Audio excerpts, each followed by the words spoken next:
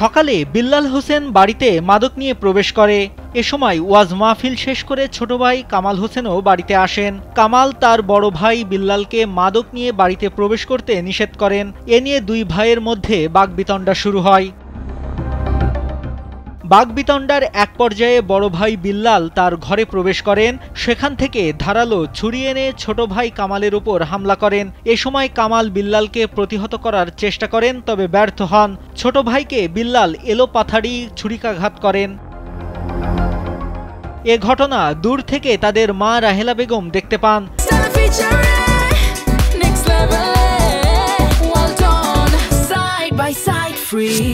তিনি ছুটে এসে কামালকে রক্ষা করতে বিল্লালকে বাধা দেওয়ার চেষ্টা করেন, তবে বিল্লাল মাকেও এলোপাথাড়ি ছুরিকাঘাত করেন।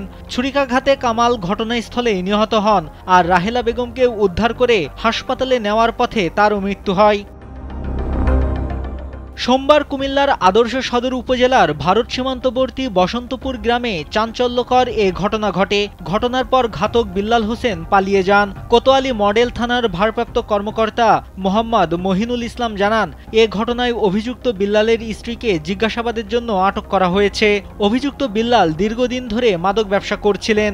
নিহত দুজনের মরদেহ ময়নাতদন্তের জন্য কুমিল্লা মেডিকেল কলেজ হাসপাতালের মর্গে পাঠানো হয়েছে। এই মাদক ব্যবসা বন্ধ করার বিষয়ে দুই ভাই হট্টক হয়ে যায়। তর্ক বিতর্কে এক পর্যায়ে মাদককারী বিল্লাল তার মাকে প্রথমে স্ট্যাপ করে, জমাজমের সময় বিরোধ আছে, তারপরে ভাইকে স্ট্যাপ করে সে পালিয়ে যায়। তার বউ সঙ্গে ছিল, তার বউকে আমরা আটক করেছি। আর বিষয়ে আইনগত ব্যবস্থা অবগত আছে। আমরা লাশ উদ্ধার করেছি। তদন্ত সাপেক্ষে বলা যাবে ঘটনাটা কি আসলে কি কারণে ডাবল মার্ডার হলো। এটা বিল্লাল মা ও ছোট ভাইকে ছুরিকাঘাতে হত্যা করায় স্থানীয়দের মাঝে ক্ষোভ বিরাজ করছে। তারা বলেন, এমন সন্তান যেন আর কারো না হয়। এদিকে বিল্লালকে দ্রুত আটক করে বিচারের মাধ্যমে তাকে সর্বোচ্চ শাস্তি দিবে প্রশাসন, এমনটাই দাবি তাদের।